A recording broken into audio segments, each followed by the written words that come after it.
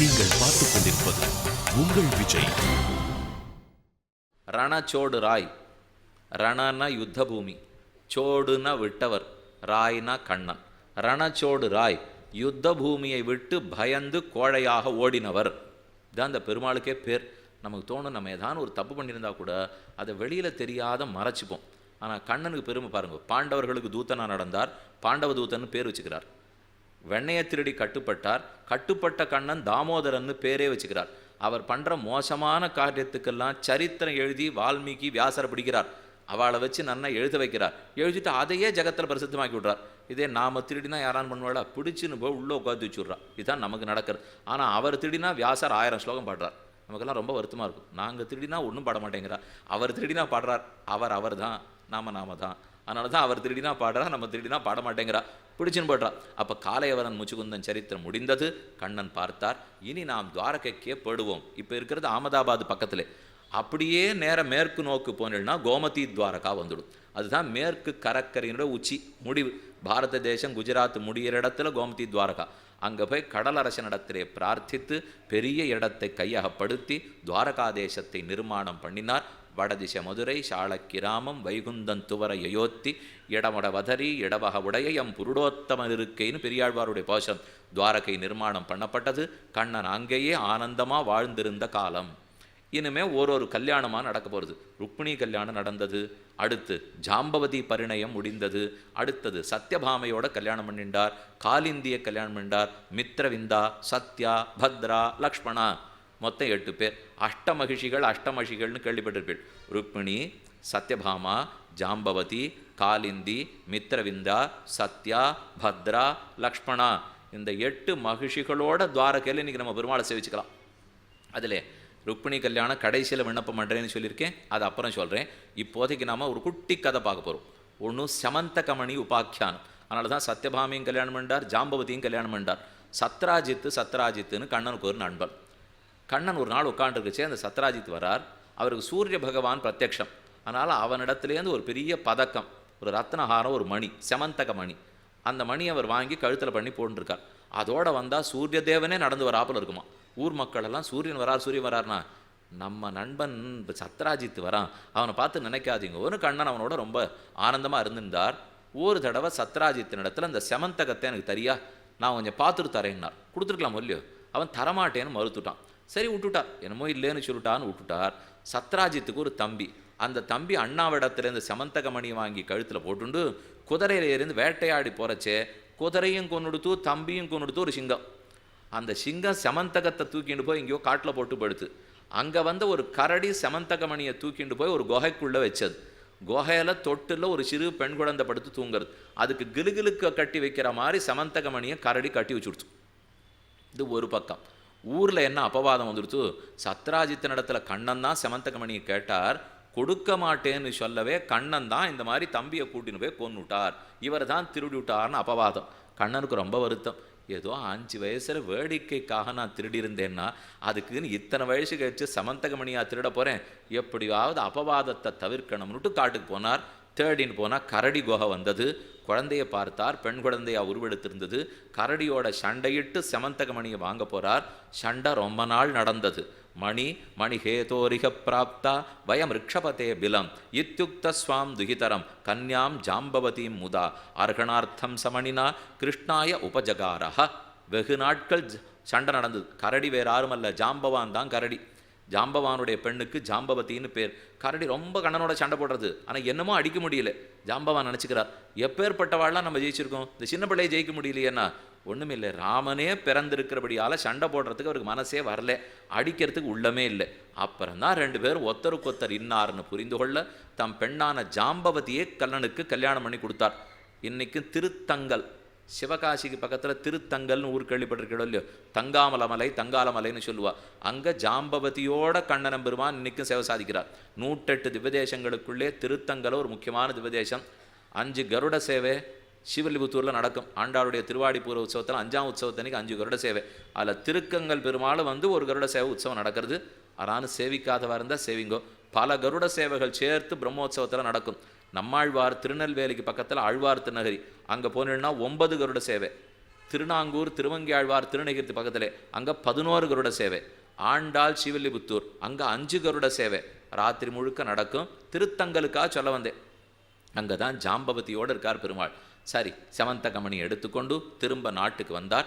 இந்தா சத்ராஜித்து ஓம் மணி என்ன அவனிடத்துல திரும்பி கொடுத்தார். பண்ணது தப்புன்னு தெரிஞ்சுட்டு தன் பெண்ணை சத்ராஜித்து கல்யாணம் பண்ணி கொடுத்தார். அந்த பெண்ணு தான் சத்யபாமா. அப்போ சத்யபாமையும் திருக்கல்யாணம் பண்ணி விட்டார். ருக்மிணி கல்யாணம் அப்புறம் சொல்கிறேன். இப்போ பார்த்தது 2 கல்யாணம் பார்த்துட்டோம். ஒன்று ஜாம்பவதி பரிணயன், மற்றொன்று சத்யபாமா. காளிந்தி யமுனை நதியே தான் காளிந்தி. காளிந்தியும் ஆசைப்பட்டு கண்ணனை கைப்பிடித்தாள். மித்ரவிந்தா சத்யா சத்யாங்கிறவளைத்தான் நப்பின்னைன்னு ஆழ்வார்களுடைய பாசுரம். 7 ரிஷபங்களுடைய கொம்பை முறித்து ஓர் பெண்கொடியான நப்பின்னை சத்யாவை திருக்கல்யாணம் பண்ணி கொண்டார். அடுத்து பத்ரா லக்ஷ்மணா இதெல்லாம் அஷ்ட மகிழ்ச்சிகளோடு ஏற்பட்ட திருக்கல்யாணம். கண்ணன் அப்புறம் பௌமாசுரனை முடித்தார். நரகாசுரனை முடித்ததுங்கிற சரித்திரம் எல்லாரும் அறிந்தது.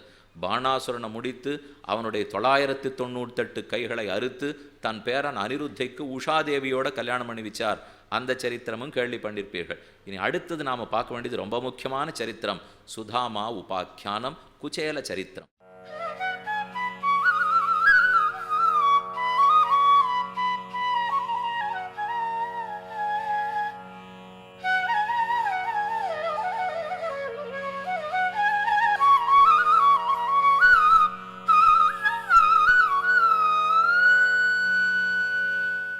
இனி அடுத்தது நாம் பார்க்க வேண்டியது ரொம்ப முக்கியமான சரித்திரம். சுதாமா உபாக்கியானம் குச்சேல சரித்திரம். கண்ணன் இப்படியாய் துவாரகையில் நன்கு வாழ்ந்து கொண்டிருந்த போது பகவன் யானிச்ச அந்யானி முகுந்தஸ்ய மகாத்மனா வீர்யாணி அனந்த வீரியஸ்ய ஸ்ரோதுமிச்சாமஹே பிரபோ கோனு ஸ்ருத்வா அசகிருத் பிரம்மன் உத்தமஸ்லோக சத்கதாக விரமேத விசேஷஜா விஷண்ணா காமமார்கணை. சிறுபிராயத்து கதையெல்லாம் சொன்னீர். பரீட்சித்து சுக்கரிடத்தில் கேட்கிறான். வயசானப்புறம் சொல்ல வேண்டான்னு வச்சுட வேண்டாம், இப்பவும் நடந்த முக்கியமான சரித்திரங்களை சொல்லும். எத்தனை நாழி கேட்டுருந்தாலும் அவர் சரித்திரம் போருங்கிற எண்ணம் வரலே என்று பரீட்சித்து பிரார்த்திக்க அடுத்த கதை சொல்றார். கிருஷ்ணஸ்ய ஆசீத் சகா கஷ்டித் பிராமணோ பிரம்மவித்தமாக விரக்த இந்திரியார்த்தேஷு பிரசாந்தாத்மா ஜிதேந்திரியா.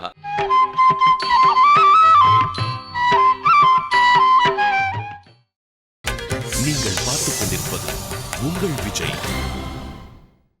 எத்தனை நாழி கேட்டுருந்தாலும் அவர் சரித்திரம் போருங்கிற எண்ணம் வரலே என்று பரீட்சித்து பிரார்த்திக்க அடுத்த கதை சொல்றார். கிருஷ்ணஸ்ய ஆசீத் சகா கஷ்டித் பிராமணோ பிரம்மவித்தமாக விரக்த இந்திரியார்த்தேஷு பிரசாந்தாத்மா ஜிதேந்திரியா. கண்ணன் சாந்தீபனிடத்திலே பாடம் படித்த போது கூட மற்றொரு மாணாக்கரும் இருந்தார். அவருக்கு சுதாமான்னு பேர். இயற்பெயர் சுதாமா. ஆனால் நம்ம குச்சேலர்னு சொல்கிறோம் இல்லையோ. சேலா துணி, கூச்சேல கிழிஞ்ச துணி. அவரிடத்துல ஒரு நல்ல துணி கூட போட்டுக்கிறதுக்கு இல்லை. அத்தனை தூரம் ஏழை தரித்திரர்னு அர்த்தம். கிழிஞ்ச துணியோடு இருக்கிறதுனால அவர் குச்சேலர்னு பேர். இயற்பெயர் சுதாமா. சுதாமாவுக்கு கல்யாணமாகி பல குழந்தைகள். ஆனால் குழந்தைகளை சரிவர வைத்து ரட்சிக்கிறதுக்கு முடியல. கண்ணனோ துவாரகையில் பெரும் தனிகனா பணக்காரராக இருக்கார். மனைவி சுதாமாவிடத்தில் கேட்குறா, நம்ம குழந்தைகள்லாம் பாலுக்கு கஷ்டப்படுறதே, நீர் போய் கண்ணனிடத்துல தானம் வாங்கிட்டு வந்தால் நம்ம நன்னா இருக்கலாமே. அவர் ரொம்ப வருத்தப்பட்டு சொல்கிறார். கண்ணனிடத்தில் போய் என்னை கையேந்த சொல்கிறியா? நாம் கண்ணனுக்கு கொடுக்கணுமா? கண்ணனிடத்தில் நாம் கையேந்தலாமா? கைங்கரியம் பண்ணுறதுக்கு தானே நமக்கு யோக்கியத்தை. நாம் கண்ணனிடத்தில் கையேந்தலாமா? நான் போகமாட்டேன் என்று மறுத்தார். மனைவி சொன்னா, உம்ம குழந்தைகள் கஷ்டப்படுறதுன்னா நண்பன் தன் நண்பனின் குழந்தைகள் கஷ்டப்பட பார்த்துட்டு இருந்தாருங்கிற அவப்பெயர் கண்ணனுக்கு வராதா? அதுக்காகத்தான் நான் சொல்கிறேன். மேலும் நான் என்ன பட்டு பீதாம்பரம் போட்டுக்கணும்னு நான் சொல்கிறேன்? குழந்தைகளுக்கு பால் இல்லைன்னு தானே கேட்க சொன்னேன். கிம்னு அர்த்தகாமானு பஜதோ நாத்தியபீஷ்டா ஜெகத்குரு அகம்கி பரமோலாப உத்தம ஸ்லோக தரிசனம் யோசித்தார் சுதாமா. அவள் சொல்கிறது நியாயமாக தானே இருக்குது. இன்னொரு பக்கத்தில் யோசித்தா, ரொம்ப வருஷமாக கண்ணன் நம்ம சேவிக்கவே இல்லை, இந்த ஒரு வாய்ப்பை பயன்படுத்திட்டு அவரை சேவிச்சுட்டு வரலாமே, தரிசனமாவது கிடைக்குமே என்ன உள்ளத்தில் உவகை. சரி பெண்ணே போயிட்டு வரேன்னு கிளம்பினார். சட்டுன்னு தோணித்து, பகவானை சேவிக்க போகிறச்சேவோ, ஆச்சாரியர்களை வணங்க போகிறச்சேவோ, நோய்வாய்ப்பட்டவாளை பார்க்க போகிறச்சேவோ, குழந்தைகளை பார்க்க போகிறச்சேவோ கையை வீசிட்டு போகக்கூடாது. ஏதானும் பழமோ தூரி பருப்போ பாதாம் பருப்போ ஏதோ ஒன்று வாங்கிட்டு போகணும் இல்லையோ. பெண்ணையே நம்ம என்ன வாங்கிட்டு போகிறோம்? ரொம்ப வருத்தத்தோடு கேட்டார். இரும் என்று சொன்னவ எழுத்து வீட்டுக்கு போடினா ஒரு பிடி அவலை வாங்கிட்டு வந்தா. இந்த பக்கத்து வீட்டுக்கு போனா இன்னொரு பிடி அவலை வாங்கிட்டு வந்தா. தம் புடவையிலேயே ஒரு பகுதியை கிழித்தாள். கிழிந்த துணியில் அவலை போட்டு சுற்றி அவர் இடுப்பில் சுருகினா. இவ்வளவு தான் நம்மால் முடிஞ்சது. இது கூட நம்மகிட்ட இல்லை, ஆனால் இதை கண்ணன் ஏற்றுப்பார்னு நம்புறேன், நீர் எடுத்துக்கொண்டு போம். யாச்சித்வா சதுரோ முஷ்டீன் விப்ரான் பிருத்திக தண்டுலான் சைலகண்டேன தான் பத்வா பர்த்ரே பிராதாத் உபாயனம் ச தானாதாய விப்ராக்ரியா பிரயோ துவாரகாம் கில கிருஷ்ண சந்தர்சனம் மஹ்யம் கதம் சியாதித்து சிந்தையன். பல மலைகளை கடந்தார், ஆறுகளை கடந்தார், வனங்களை கடந்தார். எப்பேற்பட்ட கண்ணன் துவாரகையில எப்படி பணக்காரராக இருப்பார்? நான் கிழிஞ்ச வேட்டியோடு வந்துட்டுருக்கேன், எனக்கு அவன் தரிசனம் கிடைக்குமான்னு தெரியலையே, கிடைச்சுட்டா நன்னா இருக்குமே, கிடைக்குமா கிடைக்குமான்னு உள்ளத்தில் பதைப்போடே துவாரகை பட்டணத்தில் நுழைந்தார். மாட மாளிகைகள், கூட கோபுரங்கள், எவ்வளவு பெரிய ஊர்! உள்ள நுழையறச்சேவே எங்கேயோ இருக்கக்கூடிய துவஜ் பட் கண்ணு துவாரகாதேசி இன்றைக்கி சேவைக்கு போனீங்கன்னா பெரிய துவஜம், நித்தியப்படிக்க 5 வேளை 6 வேளை துணி மாற்றுவா. அது எங்கேயோ இருக்கிறது, பட்டொளி வீசி பறக்கிறதுக்கு நமக்கு இங்கேருந்தே தெரியும். பார்த்துட்டார் சுதாமா, ஓ கண்ணன் இருக்காருன்னு தெரிஞ்சு போச்சு, உயரக்கொடி பறக்கிறது. ஆனால் நம்மளை யாரான்னு கூப்பிடுவாளான்னு நினச்சின்னு போகிறார். எங்கோ உப்பரிகையிலேருந்து கண்ணன் பார்த்தார். ஓ நம்ம சுதாமா வரப்போறாமல் இருக்கேன்னு தெரிஞ்சுனுட்டார். வேகமாக அங்கேருந்து இறங்கி ஓடி வருகிறார். சக்யு பிரியஸ்ய விப்ரர்ஷேர் அங்க சங்காதி நிர்விருத்தா அதோபவேஷ்ய பர்யங்கே ஸ்வயம் சக்யு சமர்கணம் அக்ரஹி சிரசாராஜன் பகவான் லோகபாலனா. ஓடி வந்தவர் இவரை கட்டி தழுவி, காவல்காரர்கள்லாம் தடுத்துட்டு இருக்கா. கண்ணன் அழைச்சின்னு போய் அவருக்கு ஆசனம் கொடுத்து உட்காத்தி வச்சார்.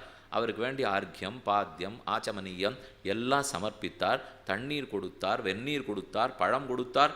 பக்கத்தில் உட்காந்து சின்ன விசிறி எடுத்து விசிறி கொண்டு ருக்மிணி தேவியும் விசிறின்றிருக்கா, கண்ணன் விசிறின்றிருக்கா நடந்துரு.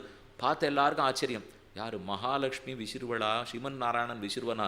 இந்த கிழவனுக்கு இந்த வயசானவனுக்கு என்ன பாக்கியம் பத்தியா? இந்த ஒண்ணுமில்லாத தரித்திரனுக்கு இத்தனை பாக்கியமா? அந்த புரஜனோ திருஷ்டுவா கிருஷ்ணேன அமலகீர்த்தினா கிம் அனேன கிருத்தம் புண்ணியம் அவதூத்தேன பிக்ஷுனா. பிக்ஷு ஆட்டம் இருக்கார், பிச்சை எடுத்து வந்திருக்கார், இவருக்கு என்ன பாக்கியம் பத்தியா? கண்ணன் இவர் காலங்கிட உட்காண்டிருக்காரே என்ன அவர்கள்லாம் பேசின்னு இருக்கா. கண்ணன் இவரோட பேசுகிறார். சாந்திபனி இடத்துல நம்ம 2 பேரும் பாடம் படித்தோமே சுதாமா, உனக்கு அந்த நாள்லாம் ஞாபகம் இருக்கா? 2 பேரும் பாடம் படிச்சிருந்தோம். ஒரு நாள் ராத்திரி ஒரே மழை. அவள் அப்பா அம்மா ஸ்ராத்தத்துக்காக நம்ம ஆச்சாரியன் போய் சுள்ளி பொறுக்கின்னு வர்றதுக்கு நம்ம காட்டை நோக்கி அனுப்பிச்சார். நம்ம 2 பேரும் சுள்ளி பொறுக்கிறதுக்காக போனோம். அபிபிரம்மன் குருகுலாத் பவதா லப்த தட்சிணாத் நைவாதி பிரியசே வித்வன் தனேஷு விதித்தம் ஹிமே குவச்சித் கஷ்டித் குருகுலே வாசம் பிரம்மன் ஸ்மரசி நவ்யதா. நம்ம 2 பேரும் குருகுலம் இருந்தத்தை நீ ஞாபகப்படுத்திக்கிறீரா?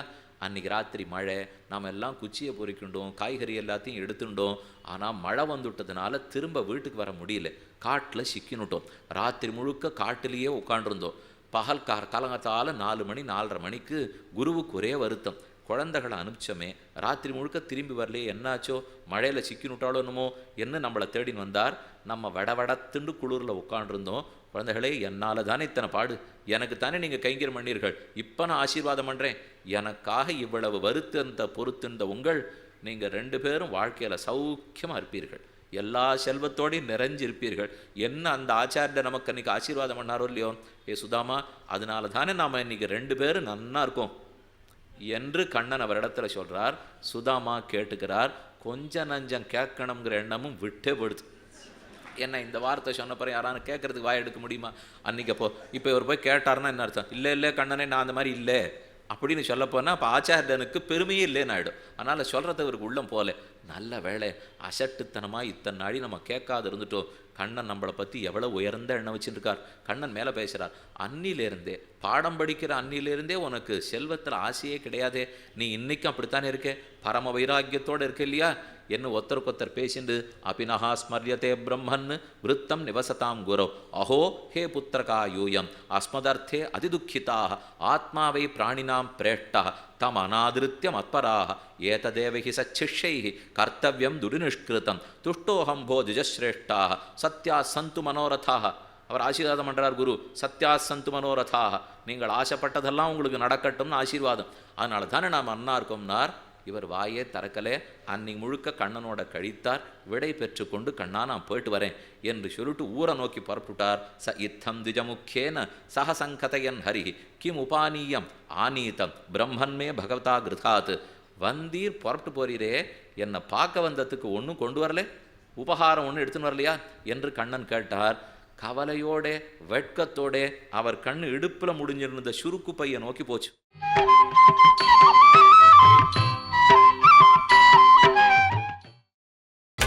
நீங்கள் பார்த்துக் கொண்டிருப்பது உங்கள் விஜய்.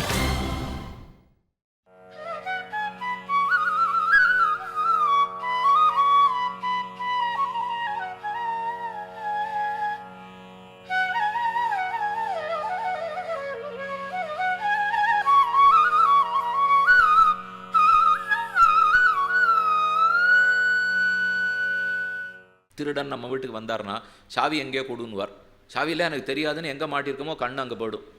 அதே போல தான் இங்கே எங்கே எனக்கு எதானு கொடுந்தியான்னு கேட்டால் நம்ம எதை பார்க்க வேண்டான்னு நினைப்போமோ கண்ணு அங்கே போய்ட்டது பாருங்க. அதை போல் இவர் சுருக்கு பையை பார்த்த உடனே ஓ நமக்குன்னு கொடுத்து அமைச்சிருக்கா போல் இருக்கே என்று தாவினார். சுருக்கு பையை பிடிச்சு இழுக்கிறார். பத்திரம் புஷ்பம் பலம் தோயம் யோமே பக்தியா பிரயச்சதி ததகம் பக்தி உபகிருதம் அஷ்னாமி பிரயதாத்மனா. நான் தானே கீதையில் சொல்லியிருக்கேன், வெறும் இலை கொடுத்தாலோ பழம் கொடுத்தாலோ தண்ணீர் கொடுத்தாலோ பூர்ண கும்பம் கொடுத்தாலோ ஒரு தூப தீபம் காப்பிட்டாலோ அதுக்கு நான் மயங்குகிறேன். லட்சம் கோடி 10 லட்சம் கொடுக்கறதுக்கு நான் மயங்குவதில்லை என்று நானே சொல்லியிருக்கேனே. கண்ணன் பாண்டவ தூதனா மறுநாள் வரப்போகிறார். அப்போ துரியோதனன் அசட்டுத்தனமாக விதுர நடத்திலையும் அக்குரூர நடத்திலையும் சஞ்சய நடத்திலையும் பேசிட்டு இருக்கார். சஞ்சய நடத்திலையும் விதுர நடத்திலையும் நாளை கண்ணன் வரப்போகிறார். நம்ம ஏதானும் கொடுக்க வேண்டியதை கொடுத்து நம்ம பக்கம் அவரை இழுத்துடலாமா? எப்பவும் அப்படி இங்கே ஆட்சி கீழ்ச்சி அது இதுன்னு சொன்னால் அவளுக்கு கொடுக்க இழுத்துட்றா பாருங்க. நம்ம பக்கத்துக்கு சேர்த்து விட்றாளோ இல்லையா, மாற்றி விட்றாளோ இல்லையா. அதுபோல் சரி கண்ணனையும் நம்ம பக்கம் இழுத்துடலான்னு கேட்டார். சஞ்சயன் சொன்னான், அசடாட்டம் பேசாதே, கண்ணன் நீ கொடுக்கக்கூடிய சொத்துக்கா மயங்க போகிறார். வரும்போது கதவை திறந்து வைத்து விளக்கேற்றி பூர்ண கும்பம் வைத்து கண்ணனை விழுந்து வணங்கி அவன் திருவடியை விளக்கி ஸ்ரீபாத தீர்த்தத்தை குடித்து தலையாலே பாததூளியை தரித்து இந்த குடிசை நீ வருவதற்கு என்ன பாக்கியம் பண்ணித்தோன்னு கைகூப்பினால் அவன் மயங்குகிறானே தவிர கோடிக்கோ 10 கோடிக்கோ அவன் மயங்குபவன் கிடையாது. அதை பண்ணு துரியோதனா. புரியவே இல்லை. துரியோதனன் கடைசியில் கெட்டே போனான்னு சரித்திரம். சுலபமாக ஆராதிக்கலாம் பெருமானே. அதனால் சுதாமா கையில் வெறும் அவள் தான் கொண்டிருக்கார். என்ன கொழுந்தீர்னு கண்ணன் பிடிச்சு இழுக்கிறார். பிருதக்கு அபரசதிம் ராஜன் ந பிராயச்ச தவாங்முகா சர்வபூதாத்மதிற்கு சாட்சாத் தஸ்ய ஆகமன காரணம். இவர் எதுக்கு வந்திருக்கார்னு கொண்டு கண்ணனுக்கு தெரியறது. ஆனால் தெரியாது போல நடித்து கீழே சுருக்கு பையில் வச்சுருக்கிற அவலை வாங்கினார். ரொம்ப நன்னா இருக்கேன்னு முதல் பிடி எடுத்து வாயில் போட்டார். சுவாது சுவாது என்ன இனிமே என்ன இனிமே எனக்கு எது பிடிக்கும்னு தெரிஞ்சு நம்ம மதனியார் கொடுத்து அமைச்சிருக்கா இல்லையா, சாப்பிட்டுட்டார். அடுத்தபடியை வாயில் போட்டுக்கு போறச்சே ருக்மிணி தடுத்தாள். முதல் பிடி இட்டு கொண்டதற்கு நீர் அவனுக்கு அடிமையானீர், இரண்டாவது பிடி இட்டு கொண்டால் நானும் அவனுக்கு அடிமையாக வேண்டும், போதும் என்று லக்ஷ்மியை தடுத்தாள். சரின்னு கண்ணனும் ஆனந்தப்பட்டுட்டு புறப்பட்டு போயிட்டான். போறச்சே நினச்சிட்டே போகிறார், நல்ல வேளை தப்பித்தோம். அவன் இடத்துல எங்கேயான சட்டுத்தனமாக கேட்டு வைக்காமல் இந்த மட்டும் ஒன்றுமே கேட்காத புறப்பட்டு வந்தோம் இல்லையோ. போனார். கண்ணன் ஆனந்தப்பட்டார். அந்த பக்கத்தில் சுதாமா வீட்டுக்கு போய் சேர்ந்தால் தம் வீடே காணும், ஊரே காணும், மனைவி மக்கள்லாம் காணும். அத்தனை பேரும் மாறியிருக்கா. ஏவம் மீமாம் சமானந்தம் நரா நார்யோமர பிரபாக பிரத்யகிருண்ணன்னு மகாபாகம் கீதவாத்தியேன பூயசா பத்னீம் வீக்ஷ விஸ்புரந்தீம் தேவீம் வைமானிகீமிவ தாசீனாம் நிஷ்ககண்டீனாம் மத்தியே பாந்தீம் ச வித்மிதா. மனைவியை பார்த்தா இந்திராணி ஆட்டம் இருக்காளாம், சுற்றி இருக்கிறவாளை பார்த்தா இந்திராணியினுடைய தாசிகள் ஆட்டம் இருக்காளாம், வீட்டை பார்த்தா இந்திரபட்டணம் ஆட்டம் இருக்கான். என்ன இது நம்ம வீடான்னு யோசித்தார். அப்போ தான் சொன்னா, என்ன கேட்டீர் என்ன கொடுத்தார் கண்ணன், மொத்த சொத்து நமக்கு கிடைச்சுடுத்தேன்னா. ஆனால் அந்த நிமிஷத்திலிருந்து தான் எந்த சொத்தையும் அனுபவிக்காமல் எப்போ கண்ணன் என்னும் சொத்து நமக்கு கிடைத்ததோ இந்த சொத்து புல்லுக்கு சமம் என்றே இறுதி நாள் வரைக்கும் குச்சேலர் வாழ்ந்தார்னு சரித்தம். எல்லாம் அவருக்கு கிடைச்சது. அவர்கள் ஆனந்தத்துக்காக கூடவே இருந்தார், வாழ்ந்தார். ஆனால் அவர் உள்ளத்தில் நினச்சிட்டு இருந்தது என்ன, இந்த சொத்து சொத்துன்னு நினச்சிருந்தேன்னா கண்ணனிடத்தில் அசட்டுப்பட்டு வாங்கிட்டு வந்திருப்பேன், பக்தியே விலை பேசி இருப்பேன். ஆனால் பக்தி அலௌகிகமான பக்தி, விலை பேசாத பக்தி. விதுரர் வாழைப்பழத்தை கொடுக்கணும்னுட்டு தோலா கொடுத்துருந்தாரே, அது மடி தடவாத சோறு. இதோ குப்ஜா ஸ்திரீ சந்தனம் கொடுத்தாளே, அது சுருள் நாராத பூ. மாலாக்காரர் புஷ்பம் சமர்ப்பிச்சாரே, அது எப்போதுமே சுருள் நாராத புஷ்பம். சுண்ணாம்பு கலவாத சந்தனம், சந்தனத்தை கொடுத்தா சுண்ணாம்பு கலக்காத இருக்கணும். புகை ஏற்றாமல் இயற்கை மனத்தோட புஷ்பம் இருக்க வேண்டும், சந்தனம் நாராமல் இருக்க வேண்டும். சோறு கொடுத்துட்டு ஒருத்தர் நம்ம வீட்டுக்கு வரார், நன்னா சோறு போடுறோம், கிளம்பு போகிற சமயத்துக்கு இவ்வளவு நன்னா போட்டேன்னு எனக்கு என்ன கொண்டுந்தேன்னு கேட்டுவிடக்கூடாது. கேட்டால் அப்போ மடி தடவிய சோறாயிடுறது இல்லையோ. இதை போல் நல்ல வேளை குச்சேர் இல்லாமல் தப்பித்தார். அப்போ சொத்தை நினைக்கிறத விட கண்ணனுடைய திருவடிகளே சொத்துன்னு நாம் கொள்ள வேண்டும் என்று குச்சேலோபாக்கியானத்திலிருந்து தெரிந்து கொள்ளுகிறோம். இத்தோடே ஆச்சரியமான அந்த சரித்திரங்கள் அத்தனை முடிந்து 10வது ஸ்கந்தம் நிறைவேறுகிறது. அதற்கப்புறம் இப்போ நாம் பார்க்க வேண்டியது 11வது ஸ்கந்தத்தினுடைய தொடக்கம். கண்ணன் இங்கிருந்து அங்கே புறப்படுவதற்காக முடிவெடுத்துட்டார். ஆச்சு, நாம் வந்து கிட்டத்தட்ட 120 வருஷங்கள் ஆகிவிட்டன. அதனால் இங்கிருந்து நாம் புறப்பட்டு பரமதத்துக்கு போக வேண்டிதான் என்று கண்ணனுக்கு திருவுள்ளம். பிரம்மாவும் ஆள் அனுப்புகிறார், விஷயத்தை சொல்கிறார். எதுகுலத்தில் நீ பிறந்த காரியமெல்லாம் முடிஞ்சு போச்சு, வைகுந்தத்துக்கு திரும்ப வரலாம்னு அவரும் ஆள் அனுப்புகிறார். பிரம்மாவே வருகிறார். பெருமானும் தன் திருவுள்ளத்தில் அந்த சங்கல்பம் எடுத்துனுட்டார். ஆனால் அதுக்காக அவர் போட்ட திட்டம்தான் அற்புதம். அது என்னங்கிறதை 11வது ஸ்கந்தத்தினுடைய முதல் அத்தியாயத்தில் சொல்கிறார். கிருத்வா தைத்தியவதம் கிருஷ்ணா சராமோ யதுபிர்விருதா புவோ அவதாரயது பாரம் ஜயிஷ்டம் ஜவிஷ்டம் ஜனயன் கலிம் கிருத்வா நிமித்தமிதரேதரதா சமேதான் ஹத்வா நிருபான் நிஹரத் க்ஷிதி பாரமீஷா பூபாரராஜ பிருத்தனா யதுபிர்நிரஸ்ய குப்தைஹி ஸ்வபாஹுபிஹி அச்சிந்தயத பிரமேயः அந்தఃகலிம் யதுகுலஸ்ய விதாய வேணு தம்பஸ்யன் வன்ஹிமிவ சாந்தி முபைபி தாம. கண்ணன் பிறந்தது எதுகுலத்திலே. யாதவர்கள் அத்தனை பேருக்கும் கண்ணன் கூட இருக்கார்னு செருக்கு அதிகமாக போச்சு. எதுகுலத்தையும் அழிச்சுடணும், நாம அழிஞ்சுடணும், புறப்பட்டு வைகுந்தத்துக்கு போயிடணும். இது கண்ணனுடைய சங்கல்பம். இதுக்கு என்ன பண்ணலாம்னு யோசிக்கிறார். அதுக்கு தகுந்தாப்போல ஒரு திட்டம் நிறைவேறியது. எதுகுலத்தவர்கள் அனைவருமே துவாரகைக்கு பக்கத்தில் ஒரு நாள் விளையாடி கொண்டிருந்தார்கள். அப்போ விஸ்வாமித்திர முதலான ரிஷிகளெல்லாம் தபஸு பண்ணி கொண்டிருந்தார்கள். விஸ்வாமித்ரா அசிதா கண்வா துர்வாசா பிருகுர் அங்கிராக கஷ்யபோ வாமதேவ அத்ரிர் வசிஷ்டோ நாரதாதய கிரீடந்தா தான் உபவ்ரஜ்ய குமாராக யதுநந்தனாக தே வேஷயித்வா ஸ்திரீவேஷை சாம்பம் ஜாம்பவதி சுதம். கண்ணனுக்கு ஜாம்பவதியோட கல்யாணாச்சே. சாம்பன் அவர்களுக்கு ஒரு பிள்ளை பிறந்தான். சாம்பவனுக்கு பெண் வேஷமிட்டு அவன் வயிற்றில் ஒரு உலக்கையை வைத்து கட்டி தபஸ் பண்ணிட்டு இருந்த ரிஷிகள் முன்னாடி கொண்டு போய் நிறுத்தி, இந்த பெண் கர்ப்பவதியாக இருக்கிறாள், ஆண் குழந்தையா பெண் குழந்தையான்னு தெரியல, அவளுக்கு பார்க்கறதுக்கு ரொம்ப வெட்கமாக இருக்குது, ரிஷிகளே உங்கள் யோக மகிமையாலே இந்த பெண் ஆண் மகவா பெண் மகவான்னு பார்த்து சொல்லுங்கோள்னா. எல்லாமே பரிகாசத்துக்காக.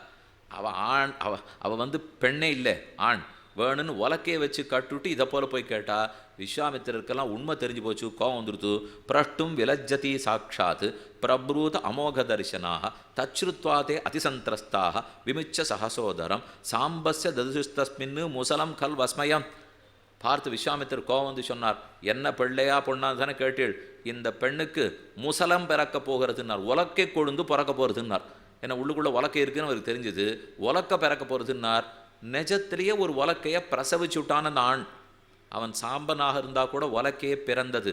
அதோட இல்லை, விஸ்வாமித்திரன் என்ன சாபமிட்டிருக்கார், இந்த பெண்ணுக்கு ஒரு உலக்கை பிறக்க போகிறது, அந்த உலக்கை எதுகுலத்தை முழுக்க அழிப்பதற்கு காரணமாக இருக்க போகிறது என்ன சபித்தார்.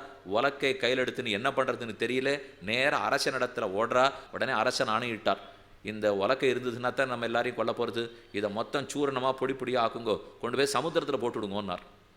சரி அவளும் தப்பிச்சோம் நினச்சிண்டு, உலக்கையில் 2 பகுதி இருக்கும் இல்லையோ, ஒரு மரப்பகுதி இருக்கும், கடைசியில் இரும்பு பகுதி பூன் போட்டிருக்குமா, எல்லாத்தையும் பொடி பொடி ஆக்கினா கொண்டு போய் கடலில் போட்டா மரப்பகுதியெல்லாம் அலையில் அடிச்சுன்னு வந்து கரையில் ஒதுங்கித்து அதையே விதையாக கொண்டு கோரை பொருட்கள் கரை முழுக்க முளைச்சுடுத்து. இரும்பு பகுதி ஒரு மீன் சாப்பிடுத்து. அந்த மீனை ஒரு வேடன் பிடித்தான். வேடன் அந்த மீனை அறுத்து பார்த்தா இரும்பு துண்டு கிடச்சிது. அதை நன்னா தீட்டி தன்னோட அம்பின் நுனியில் வைத்து கொண்டான். இப்போ 2 நடந்துடுச்சு. ஒரு பக்கம் மரத்துண்டாத்தனையும் கோரை பற்களாக முறிச்சுடுத்து, இன்னொரு பக்கம் இரும்பு துண்டு மீன் வயிற்றுக்குள்ளே போய் வேடன் இடத்துல போய் அவன் அதை அறுத்தெடுத்து தன் அம்பின் நுனியில் வச்சுனுட்டான். இப்போ அந்த வேடன் விட்ட அம்பினால தான் கண்ணனே புறப்பட போகிறார். ஏன்னா எதுகுலத்துக்குள்ளே இவரும் ஒருத்தரும் இல்லையோ, மொத்த எதுகுலமும் அழிஞ்சு போகிறதுன்னு தான் விஸ்வாமித்திரருடைய சாபம். வேணும்னு இந்த சாபத்தை ஒரு காரணமாக கொண்டு தாம் புறப்படுறதுக்கு வழி கண்டுபிடிச்சிட்டார் பெருமாள். எதுகுலம் முழுக்க அடிச்சுட்டு பிராணனை விட்டா, தானும் அந்த வேடன் விட்ட அம்பினாலேயே புறப்பட போகிறோன்னு முடிவு பண்ணிவிட்டான். அது என்ன கதைன்னு அப்புறம் சொல்ல போகிறார். இப்போதைக்கு அது அடிப்படையை மட்டும் ஞாபகம் வச்சுங்கோ. விஸ்வாமித்திரர்கிட்ட சாபம் எதுகுலம் இந்த உலக்கையால் அழியப் போகிறதுன்னு சொன்னார். அந்த சாபத்தை கண்ணன் வாங்கிவிட்டார். தஸ்யோதரகதம் லோகம் சசல்யே லுப்தகோ கரோத் பகவான் ஞாத சர்வார்த்தம் ஈஸ்வரோபி தது அந்நதா. பகவான் இத்தனையும் தெரிந்திருந்து பிராபாச க்ஷேத்திரங்கிற இடத்துலேருந்து தான் புறப்படுறார். வெராவல்னு குஜராத்தில் ஒரு பெரிய தொழில் நகரம். அந்த வெராவலுக்கு பக்கத்தில் தான் பிராபாச க்ஷேத்திரம். இன்றைக்கும் போனீங்கன்னா கண்ணன் ஒரு பளிங்கு வெள்ளை பளிங்கில் சயன திருக்கோலத்தில் இருக்கார். ஒரு காலை மடிச்சுன்னு இருப்பார், மற்றொரு காலை இந்த மடிச்சுட்டு இருக்கிற காலுக்கு மேலே வச்சுட்டு இருப்பார். அந்த கால் ஒரு மரத்துக்குடைய பின்னாடி இருந்தது. அது ஏதோ ஒரு மான்குட்டியினுடைய முகமாட்டம் அந்த வேடனுக்கு பட்டுது. எந்த வேடன்? இந்த இரும்பு துண்டை எடுத்து தன்னுடைய அம்பில் வச்சுருக்கானே அந்த வேடனுக்கு இது மான்குட்டி ஆட்டம் பட்டுது. மரத்துக்கு பின்னாடி கண்ணன் படுத்துட்டு இருந்திருக்கார். பார்த்தவனுக்கு இது மான் நினச்சிருந்து அம்பை விட்டான். அம்பு கண்ணனுடைய திருவடி கட்டவரல்ல போய் தச்சது. அந்த தச்சதையே காரணமாக கொண்டு தான் வைகுண்டத்துக்கு புறப்பட்டார் எம்பெருமான். இது பிராபாச க்ஷேத்திரத்திலே நடந்தது. அது மேலே கடைசியில் 16 ஸ்கந்தத்தினுடைய இறுதியில் சொல்ல போகிறார். இருந்தாலும் இதை பாதி அதை பாதின்னு சொன்னால் கொஞ்சம் ஞாபகம் வச்சுக்கிறது கஷ்டமாக இருக்கும். அதனால் சேர்த்து சொல்லிட்டேன். இப்போ இனி அடுத்து கண்ணன் புறப்படணும்னு முடிவெடுத்த பிற்பாடு உத்தவனும் கண்ணனும் பேசிக்கொள்ளுகிறார்கள். இதுதான் ரொம்ப முக்கியமான சம்வாதம், உத்தவ கிருஷ்ண சம்வாதம்.